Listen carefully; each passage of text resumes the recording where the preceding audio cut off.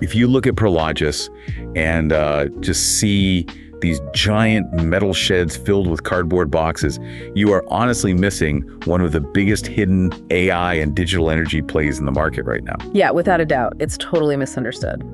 Welcome to this deep dive. Today we are opening up the Prologis Q2 2026 earnings call, and our objective is pretty straightforward. We're going to cut through all the institutional real estate jargon to extract the actual data and the operational shifts that actually matter to your portfolio as a retail investor. Right, because Wall Street tends to bury the lead on this stuff. Exactly. So we'll unpack the quarter's core financial results, and then we're going to dig really heavily into the mechanics of their aggressive expansion into data centers and energy. Which is just a massive story on its own. It really is. And then we'll evaluate management's upgraded guidance and ultimately arrive at a clear thesis on whether this stock represents a bullish or bearish signal for you for the remainder of the year. The necessity of reading past just that top line revenue figure has rarely been more apparent than it is with this specific earnings call. Seriously. Because the traditional real estate market, they look at Prologis, ticker symbol PLD, and they try to value it purely on logistics square footage and tenant occupancy. Like how many sheds are full? Which is the old model. The old model. But the underlying narrative here reveals a company that's using its massive physical footprint, and this is key, their local regulatory expertise to embed itself into the global digital economy. Yeah. They are essentially bridging the gap between traditional supply chain infrastructure and the sheer physical requirements of the AI revolution. Which is a brilliant pivot. But let's start by grounding ourselves in the fundamental performance from the quarter, right? Because the baseline health of that legacy logistics business is what funds everything else they're doing. Oh, absolutely. The sheds pay for the silicon. Right. So the raw data shows Prologis basically beating expectations across the board. They reported Q2 core FFO at $1.63 per share. Which is a really strong number. It is. But if you dig into the footnotes, that $1.63 actually includes about $83 million from what they classify as promote revenue. Right. And if we strip out that promote, the core number is $1.60 per share, which, by the way, still comfortably beat consensus estimates. Yeah, they didn't need the promote to beat the street. Exactly. We also saw occupancy hit 95.5%, marking a 20 basis point improvement from Q1. And they signed 67 million square feet of leases, which the CEO, Dan Litter, was very quick to highlight as their fourth record-breaking volume quarter in just the past 7 quarters. They are just chewing through inventory. Yeah, they are. But I want to go back to that $83 million promote revenue for a second, because my read on that is that it functions essentially as a performance fee. Like Prologis doesn't just own warehouses outright. No, they manage a ton of outside money. Right. They operate this massive strategic capital business, managing joint ventures for institutional investors. Yeah. So if those vehicles beat their benchmark returns, Prologis takes a cut of the upside. Yeah, that's exactly how it works. And the CFO, Tim Arndt, specifically called out their outperformance in their FIBA vehicle in Mexico as the primary driver for this quarter's promote. Yeah, that's an accurate assessment of the promote structure. It's basically the real estate equivalent of a hedge fund's carried interest. Okay, got it.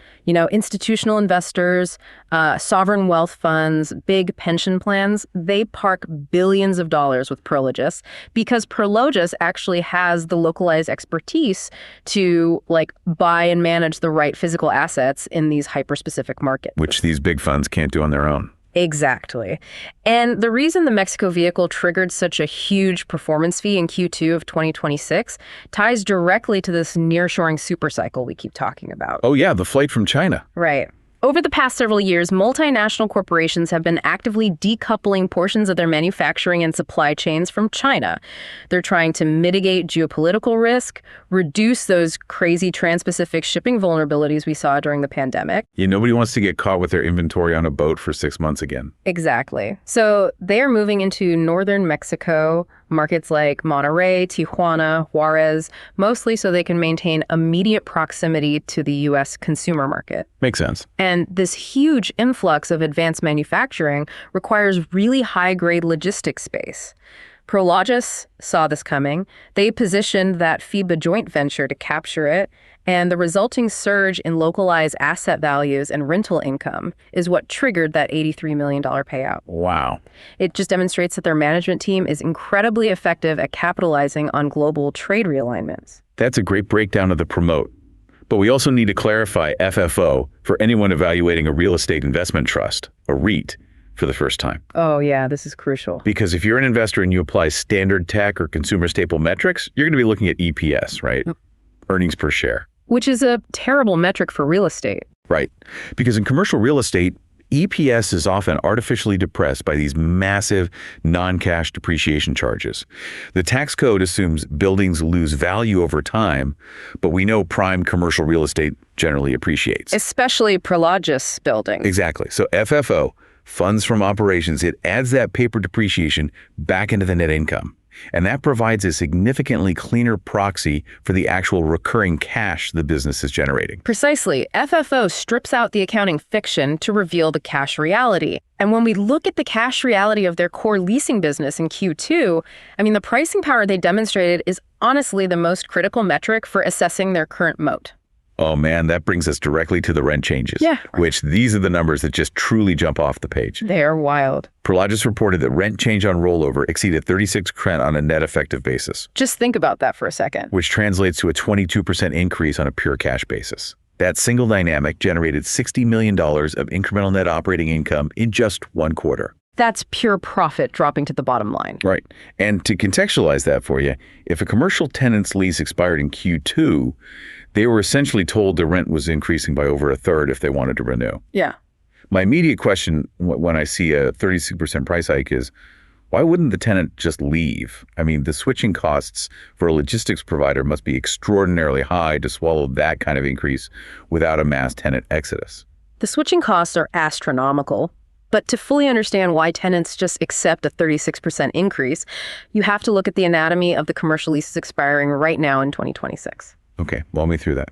So these are typically 5, 7, or 10-year contracts. A lease expiring this quarter was likely negotiated back in, say, 2019 or maybe early 2021. Right, pre-pandemic or mid-pandemic. Exactly. Now consider all the macroeconomic shifts that happened between 2019 and 2026.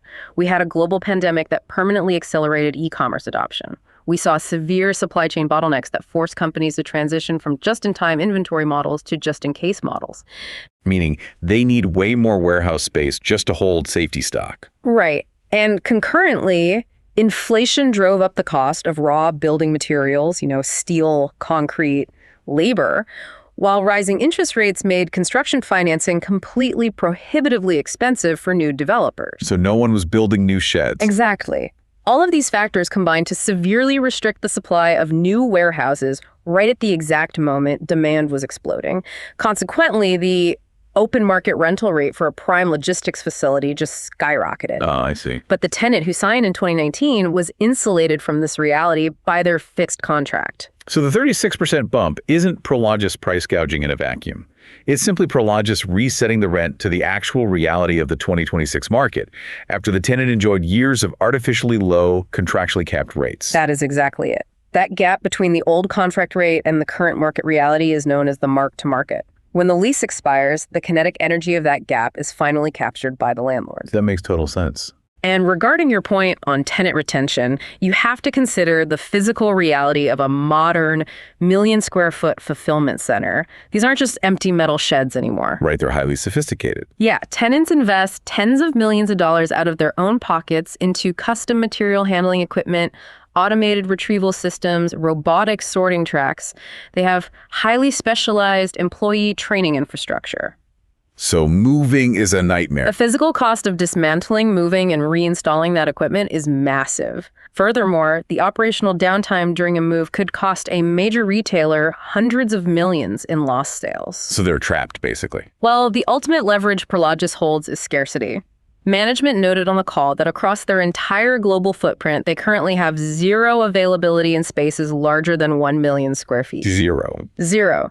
And extremely constrained availability in the 500,000 square foot range. So if a major tenant balks at that 36% increase, they face the very real prospect that there is simply nowhere else for them to go within that specific geographic node. That lack of large block availability is a massive structural advantage. And yet, even after realizing these 36% bumps and chewing through all that expiring inventory, CFO Tim Arndt pointed out that their total portfolio lease mark-to-market remained stable at approximately 17%. Which is the most important stat of the call, honestly. Right, because if they are actively capturing the upside by rolling old leases to new rates, math dictates that the overall mark-to-market pool should be depleting.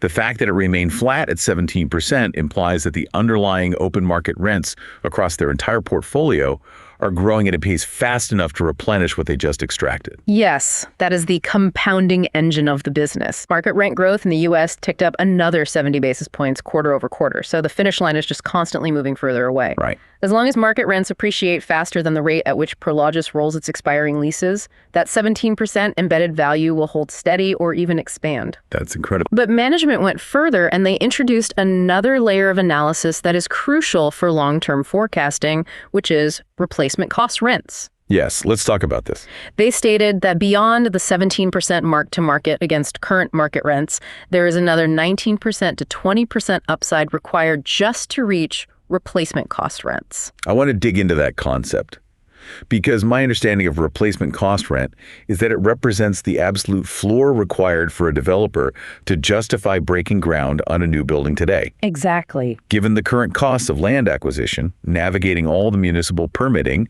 paying elevated prices for construction materials, and of course servicing construction debt at today's high interest rates, building a new warehouse is significantly more expensive than it was 5 years ago. Way more expensive. Therefore, a developer cannot afford to build unless they know they can charge a rent high enough to yield a profit over those inflated costs. That is the exact mechanism.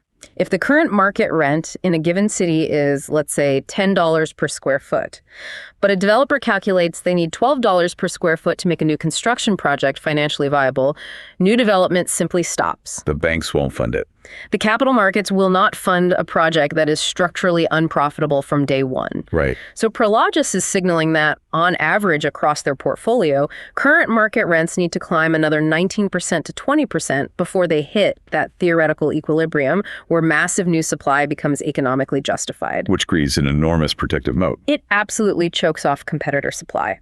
It ensures that the limited existing inventory remains highly sought after, which naturally forces current market rents upward toward that replacement cost ceiling. So for you as an investor, this means Prologis is sitting on 17% embedded growth just to catch up to today's rates, and another roughly 20% runway before the market self-corrects with a flood of new competitor buildings. Yeah, the runway is incredibly long. So synthesizing this core logistics business, we have a dominant player operating at 95.5% occupancy, pulling 36% rent bumps on renewals, supported by insurmountable switching costs and a macro environment that severely penalizes new competitor construction. That's a beautiful setup. If the analysis just stopped here, PLD would be a compelling defensive cash flow compounding story. But it doesn't stop here. It doesn't, because the logistics business is merely the foundation. The element of this earnings call that dramatically alters the long-term valuation thesis is there a capital allocation pivot toward digital infrastructure and energy. This is where things get really interesting. The traditional logistics market is recovering. U.S. net absorption hit 66 million square feet, Right. which is the highest since 2022. But the raw scale of their data center ambitions is what truly demands our attention. The transition they are executing is just profound. They are actively evolving from a passive provider of physical space into an integrated provider of digital infrastructure and critical power. And the sheds fund the servers. Exactly. The traditional logistics recovery provides the cash flow stability required to fund this high-margin, capital-intensive pivot without destabilizing the balance sheet. Let's briefly contextualize that traditional logistics recovery before we dive into the silicon. Yeah. 66 million square feet of net absorption in the U.S. is a massive amount of freshly occupied space. Massive. But management specifically called out regional disparities in how this recovery is unfolding. Chris Caton, their managing director, noted that the European market is effectively 12 months ahead of the U.S. in its recovery cycle, while regions like Southern California are actually lagging behind the national average. Why are we seeing such a fragmented, asynchronous global recovery? The fragmentation is a direct result of differing regulatory environments and local supply dynamics. Like in Europe, the recovery is well underway, characterized by robust demand and a very tight vacancy rate of 5.2%. Which is super low. It is, and this tightness is fundamentally driven by intense regulatory friction. European municipalities have notoriously stringent zoning laws, really lengthy entitlement processes, and aggressive green space preservation mandates. So it's nearly impossible to build. Right. Expanding a logistics footprint in Germany or the UK involves navigating a bureaucratic labyrinth that artificially suppresses supply. And because new supply is so constrained, any incremental demand immediately tightens the market, allowing landlords to push rents higher faster. And the U.S. is different. Conversely, the U.S. market is much more heterogeneous. Texas, the Southeast, and the Midwest, they're showing strong absorption, partly due to population migration and less restrictive zoning, which allowed supply to grow, but is now being met with matching demand. Okay, but what about SoCal? But the Southern California market, specifically the Inland Empire, which is a massive logistics hub servicing the ports of LA and Long Beach, it has a totally different trajectory right now. Right. An analyst from UBS pointed out that leasing percentage picked up 110 basis points sequentially in Southern California, which significantly outpaced the national average. And management indicated this was an expected inflection point. Yes, management has been telegraphing for several quarters that Southern California typically lags the broader national recovery by 2 to 3 quarters. Okay. The excess inventory built up during the pandemic peak just took longer to burn off there. However, Chris Caton confirmed that SoCal has officially bottomed, with vacancies dropping 30 basis points quarter over quarter to sit below 7%. Which is a great sign. And much like Europe, California operates under intense regulatory constraints, such as the California Environmental Quality Act, or CEQ. Oh yeah, CEQ is notoriously tough on developers. These regulations make it exceptionally difficult and time-consuming to permit new industrial sites. So as the current oversupply burns off, those intense barriers to entry will slam the door on new construction, positioning Prologis to capture accelerated rent growth in SoCal as the market tightens further. It constantly reverts to the leverage of existing supply in high barrier markets. Always. Now, let's pivot to the digital infrastructure because the numbers here are escalating at just a breakneck pace. During Q2, Prologis commenced a 260 megawatt build-to-suit data center campus, representing a roughly $800 million total investment. Which is just a massive project. For context, 260 megawatts is enough power to run a medium-sized city. Yeah, it's immense power. Even more striking, their year-to-date data center starts have already hit $2.1 billion. They had previously guided Wall Street to expect $2 billion for the entire year. So they beat it in 6 months. They eclipsed their 12-month goal in 6 months.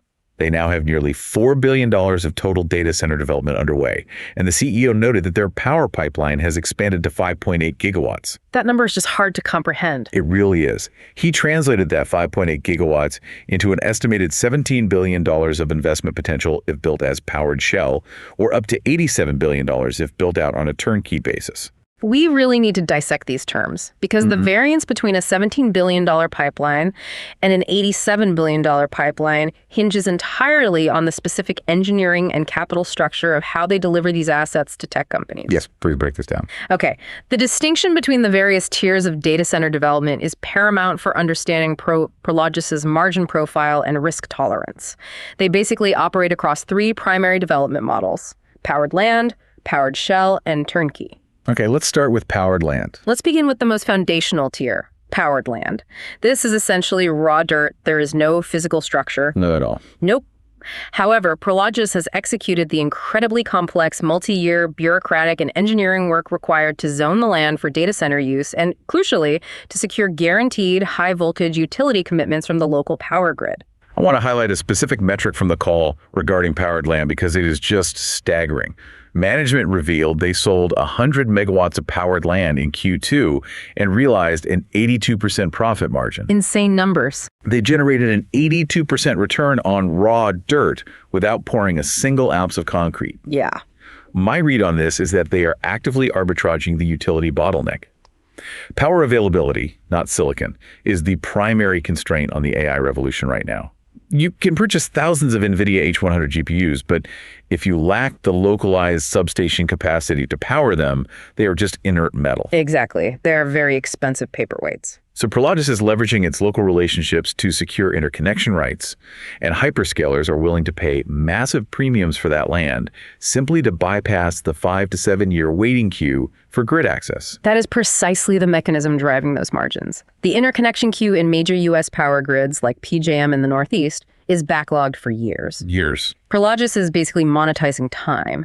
By selling entitlement and grid access, they provide speed to market, which is the most valuable currency for technology giants engaged in an AI arms race. Okay, so that's powered land. What's the next step up? Moving up the complexity ladder, we have the powered shell model. In this scenario, Prologis deploys capital to construct the physical exterior of the facility, the reinforced concrete floors required for heavy server racks, the hardened roof, the secure perimeter walls, and they route the high-capacity power feeds directly into the building. But they stop there. However, they stop there. It is a highly electrified, secure, empty box. The tenant, an Amazon Web Services or a Microsoft Azure, they take possession and they install all the internal specialized infrastructure, the chiller plants, the CRAH units for air handling, the uninterruptible power supply batteries, the backup diesel generators, and the actual server racks. The powered shell model seems to offer a solid balance. Prologis captures the real estate and utility premium, but they shift the rapidly evolving specialized cooling and mechanical risk onto the tech company. Exactly. It requires moderate capital outlay from Prologis and yields strong, stable returns. Right. But the final tier is the turnkey model, which explains the staggering $87 billion potential pipeline figure. Right, the big number. In a turnkey development, Prologis takes on the entirety of the infrastructure build. They construct the shell, and then they procure and install the heavy mechanical, electrical, and plumbing systems. Well, they do it all. They install the industrial liquid cooling loops required for next-generation AI chips, the massive transformer yards, the backup generators, and the fiber optic redundancy. They build out the data halls completely. So the tenant literally just moves in. The tech tenant's only responsibility is to wheel in their server racks, connect them to the network, and begin computing. That's a huge undertaking. Turnkey requires a massive influx of upfront capital from Prologis. It is extremely engineering intensive and carries execution risk. However, because they're financing and delivering the complete physical layer of the cloud, the rental rates they can command are exponentially higher. Right, which allows them to capture the maximum nominal profit over the life of the asset. And the most vital context regarding this 5.8 gigawatt pipeline is its origin. Management stated that the projects comprising this potential $87 billion pipeline represent less than 1% of Prologis's total global real estate portfolio. It's just a drop in the bucket of their total land. They have a 1.3 billion square foot footprint and a land bank of 14,000 acres. This multi-billion-dollar digital infrastructure engine is being built on a fractional sliver of their existing assets. It's wild to think about. They are methodically auditing their legacy portfolio, identifying warehouses situated near major fiber optic trunks and robust electrical substations, and determining whether it is more profitable to continue leasing it for cardboard storage or to scrape the site and develop a high-density data center. It highlights the massive embedded optionality within their legacy portfolio. But perhaps the most compelling strategic advantage discussed on the call is how these two distinct business lines, logistics and digital infrastructure, actually feed into one another. Yes. They are not isolated silos. They create a powerful macroeconomic feedback loop. Management cited internal research quantifying this relationship, and it is a critical data point for the overall thesis. They estimate that every $1 trillion of data center capital expenditure globally generates an incremental 30 to 40 million square feet of logistics warehouse demand. Yeah, that stat blew my mind. We really need to trace the physical mechanics of this. Why does a software company building a cloud computing facility trigger a sudden need for 40 million square feet of warehouse space? It forces us to remember that the cloud is overwhelmingly physical. When a hyperscaler commits to $1 billion data center build, the materials required are immense. Right. It's not just code. Hundreds of thousands of localized servers, miles of heavy copper cabling, massive commercial HVAC units, switchgears, and lithium-ion battery arrays. All of this must be manufactured, transported, and stored securely near the construction site before installation. They can't just leave all that sitting in a muddy field. No, this staging process requires highly secure, climate-controlled warehousing.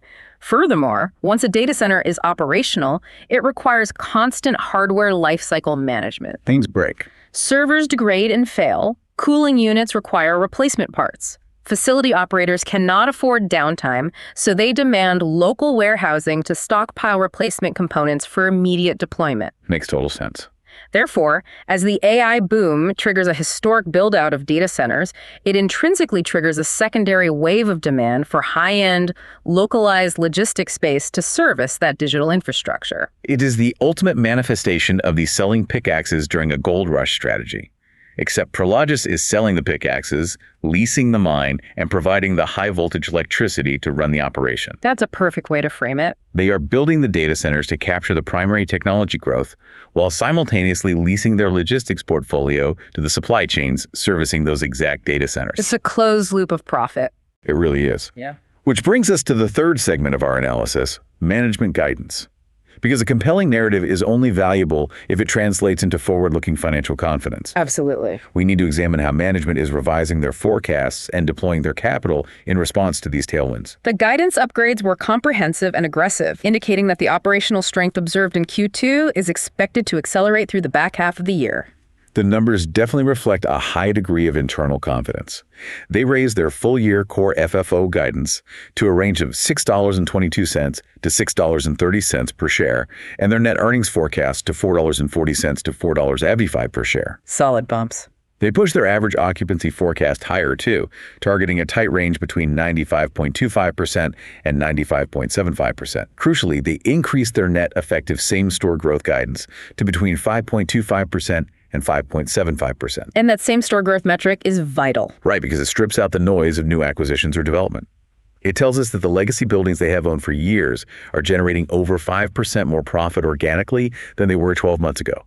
For a mature global real estate portfolio, compounding at a mid-single-digit organic rate is exceptionally powerful. It is, but the guidance upgrade that truly demands scrutiny is their capital deployment targets. They increased their development starts guidance to a massive range of $5.5 billion to $6.5 billion for the year. Huge numbers. Simultaneously, they raised their acquisition target to a range of $1.5 billion to $2.0 billion. In fact, Tim Arndt noted they already executed $1.8 billion of real estate acquisitions in Q2 alone. They are spending aggressively. And I have to push back on this level of aggression. Fair enough. We are operating in a macroeconomic environment where the cost of capital remains significantly elevated compared to the zero interest rate policies of the last decade. Deploying $6.5 billion in new development and $2 billion in acquisitions feels precarious. Is Prologis at risk of overextending their balance sheet right as the commercial real estate market remains broadly fragile? It is the necessary skeptical position to take. Aggressive growth is often applauded by the market right up until the debt maturities hit. However, evaluating the structural safety of their balance sheet requires looking at their leverage metrics. Tim Arndt explicitly highlighted that Prologis ended the quarter with a debt-to-EBITDA ratio of 4.7 times. Okay, let's put that in perspective. To contextualize that for the retail investor, in the commercial real estate sector, a 4.7x debt-to-EBITDA ratio is extraordinarily conservative. It is a fortress balance sheet. Really? What's normal? Historically, many publicly traded REITs operate comfortably in the 5.5x to 6.5x range. When management teams stretch for aggressive growth, you often see that multiple push into the sevens, which introduces significant refinancing risk. Okay. By maintaining a 4.7x ratio, Prologis retains immense liquidity and borrowing capacity. They are not straining the enterprise to fund this growth. They are deploying dry powder they have carefully accumulated. So the thesis is that their conservative capital management during the peak of the cycle now allows them to act as an apex predator while competitors are distressed. Yes, they are hunting. And that thesis is supported by the specifics of their Q2 acquisitions. Arndt noted they acquired that $1.8 billion of real estate at an estimated 20% discount to replacement cost, specifically targeting prime coastal assets in Southern California and South Florida that feature deeply below market rents. It's a classic distressed asset play. The strategy is apparent. Smaller, over-leveraged real estate operators are likely facing debt maturities they cannot afford to refinance at current interest rates, forcing them to liquidate prime assets to raise cash. Exactly. Prologis swoops in with its pristine balance sheet, acquires the building for 80 cents on the dollar relative to new construction costs, and inherits a tenant paying below market rent. And then the trap springs. As soon as that acquired lease expires, Prologis applies the 36% mark-to-market rent bump we discussed earlier, instantly juicing the yield on the asset. Exactly. During the Q&A, an analyst actually probed the initial cap rates on these acquisitions, noting they were hovering around 4.1%. Which sounds low. A 4.1% initial yield might appear somewhat low to an investor seeking immediate high-yield cash flow. But Arndt defended the strategy, emphasizing that Prologis is an internal rate of return, or IRR-focused investor. Right. He warned against getting fixated on a going-in cap rate when the asset possesses a substantial, baked-in rental lift right around the corner. They are underwriting the acquisition based on the inevitable mark-to-market cash flow explosion, not the depressed day-one yield. And this rigorous capital optimization applies equally to their disposition strategy, right? They aren't merely accumulating assets, they are actively pruning the portfolio. Yeah, they're trimming the fat. Arndt mentioned that year-to-date, the IRRs on the assets they have acquired have exceeded the IRRs on the assets they've disposed of by a margin of 140 basis points. They sold $300 million of real estate in the quarter. So they're trading up. They are systematically selling their lower growth, non-core assets and recycling that capital into higher growth coastal markets and digital infrastructure, capturing a 1.4% yield arbitrage in the process. It's incredibly disciplined. But returning to the data center ambitions for a second, an $87 billion pipeline is a staggering sum, even for a company with Prologis' balance sheet. How exactly does management plan to capitalize a decade-long, multi-billion-dollar build-out of turnkey digital infrastructure without eventually straining their 4.7x leverage ratio? The capitalization strategy was a major focal point during the analyst Q&A. An analyst from Square questioned whether Prologis would continue to sell these data center assets outright upon completion, or if they would transition to holding them in new joint ventures or dedicated funds. What did management say? Dan Leder confirmed that for the immediate 6 to 9 month horizon, selling the stabilized assets at completion remains the primary strategy. However, he revealed they have effectively concluded a comprehensive market review and engaged with numerous large global limited partners to design broader capitalization frameworks. So they're bringing in outside money. What they found is that the sheer scale of the data center opportunity, combined with the diverse product types, ranging from powered shell to turnkey, means no single joint venture structure is optimal. Because different investors want different things. Exactly. Different institutional investors have different risk appetites. Some seek the high yield of development risk. Others want the steady bond-like returns of a stabilized turnkey asset leased to Microsoft. Right. Therefore, Prologis is establishing a menu of different capital structures to match specific LPs with specific tranches of the digital infrastructure pipeline. But, importantly, until those frameworks are finalized, Leder stated they are entirely capable of handling the current $2 billion in development starts directly on their own balance sheet. Which again points to their financial strength. He noted that balance sheet development is where the most significant value creation resides.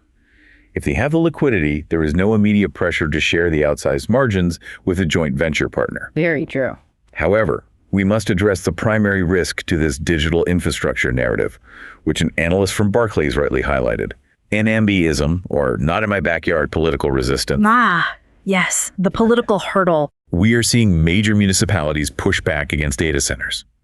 New York has debated moratoriums, and significant projects have faced fierce rejection in Northern Virginia, which is the densest data center market in the world. Yeah, it's getting very contentious. Local communities and utility commissions are increasingly anxious about data centers draining the local power grid, spiking electricity rates for residential consumers, and consuming massive amounts of water for cooling.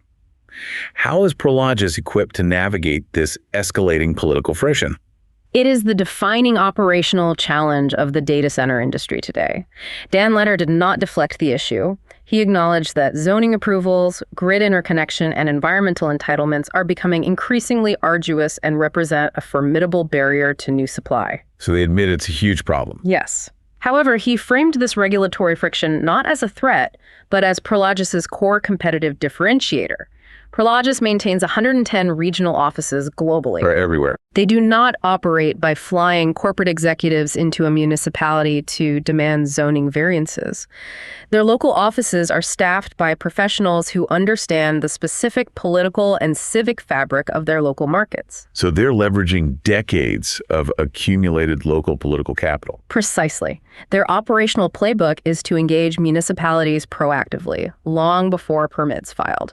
They focus on education, clearly articulating the tax revenue benefits and infrastructure upgrades a project brings to the community, thereby countering the prevailing misinformation. That's smart. Letters specifically noted that their portfolio was unaffected by the New York moratorium discussions, viewing the rising difficulty of entitlement as an evolution they are perfectly suited to manage. Because they have the local teams. From their perspective, the more complex and difficult it becomes to secure a permit and grid access, the more valuable their localized expertise becomes, which ultimately protects those 82% margins on powered land. That structural reality brings us to the final phase of our analysis, the bottom line.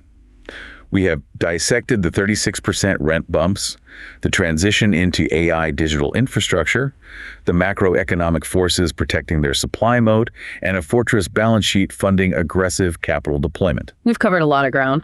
So, based on the totality of the source material from this Q2 earnings call, what is the definitive verdict for a retail investor evaluating PLD? Synthesizing all of it, the operational metrics, the strategic pivoting, and the macroeconomic positioning, the source material dictates a decisively bullish stance on Prologis. Decisively bullish. Yes. For an investor, the architecture of this thesis rests on two distinct pillars. The first pillar provides extraordinary downside protection. You're acquiring a best-in-class logistics monopoly sitting on a 17% embedded lease mark-to-market. The guaranteed growth. That represents billions of dollars of guaranteed contractual revenue growth locked inside the existing portfolio, waiting to be realized as legacy leases expire.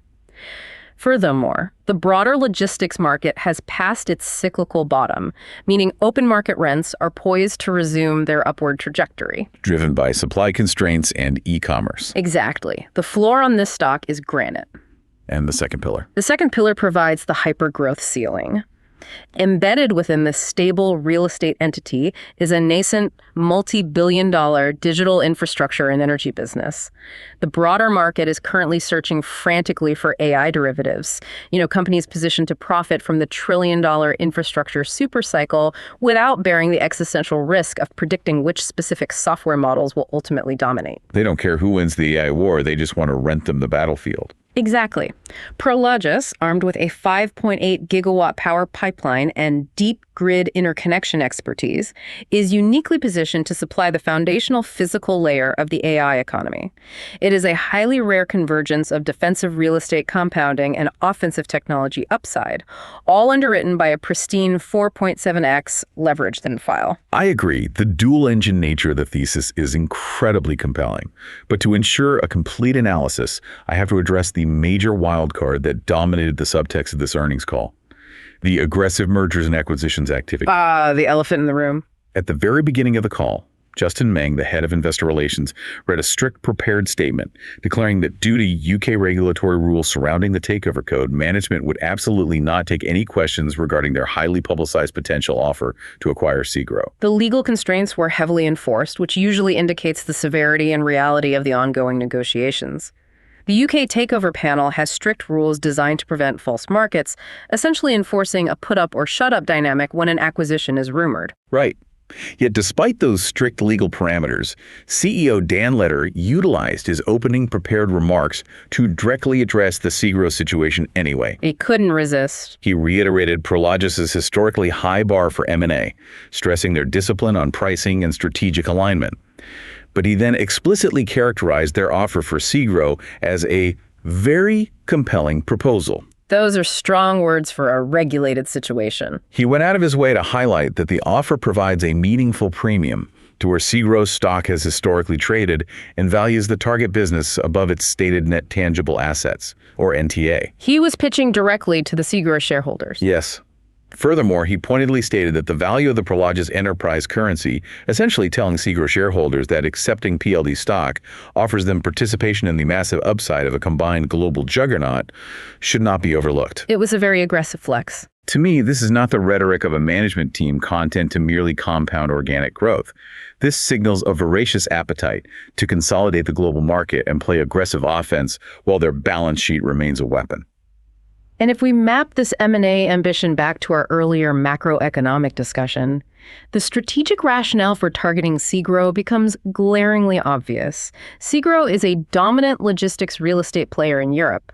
And what did management emphasize regarding the European market? That Europe is 12 months ahead of the U.S. in its recovery cycle, demand is highly robust, and most importantly, new supply is structurally choked off by intense municipal zoning and green space laws. Exactly. Prologis recognizes that Europe offers a superior immediate growth profile due to those insurmountable barriers to entry. They are attempting to deploy their fortress balance sheet to acquire a massive entrenched competitor, instantly consolidating their dominance over a geography where organic, ground-up development is painfully slow and expensive. It's a land grab. While the ultimate success of the SEGRO bid remains subject to complex negotiation and regulatory approval, the attempt itself validates management's aggressive posture and deep confidence in their capital position.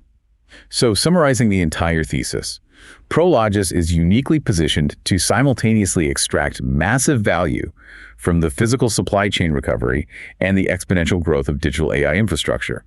They possess the land bank, they have secured the critical utility grid access, they have the local political capital to navigate escalating NIMBYism, and they maintain the sheer pricing power to demand 36% rent increases from legacy tenants. It fulfills every necessary criterion for a cornerstone portfolio holding. Before we conclude this deep dive, I want to leave you, the listener, with one final provocative concept to consider, a detail that was briefly mentioned but hints at a massive paradigm shift in how this company may be valued in the future. This is my favorite part of the call. During the discussion on digital infrastructure, Dan Leder briefly transitioned to the topic of sustainable energy. He noted, almost as an aside, that Prologis currently has 1.3 gigawatts of solar power generating capacity installed across the rooftops of their global warehouse portfolio. Which is huge. 1.3 gigawatts is a utility-scale footprint. But the truly staggering piece of data is this. He noted that this 1.3 gigawatts of solar infrastructure currently covers only 8% of their global warehouse roofs. Just 8%. Let that sink in. 92% of their 1.3 billion square feet of flat, unobstructed, structurally sound roof space is currently sitting empty, baking in the sun. It's an ocean of untapped power. Now, project that forward. Combine that virtually limitless untapped solar real estate with their expanding 5.8 gigawatt data center pipeline, their proven expertise in navigating localized grid interconnections, and the desperate, insatiable hunger of technology giants for clean, renewable energy to power their AI data centers without violating their corporate carbon mandates. The synergies are just explosive. The question you must ask yourself as an investor is this: how long will it be before the capital markets stop valuing Prologis purely as a traditional real estate investment trust and begin valuing them as a decentralized global technology and renewable energy utility? Because when that narrative paradigm shifts, the valuation multiple assigned to this stock will transform entirely. That concludes our analysis. Thank you for joining us on this deep dive into the underlying mechanics of Prologis. We hope this empowers you to look past the headline numbers and understand the strategic architecture driving the market. Stay curious, and we will see you on the next deep dive.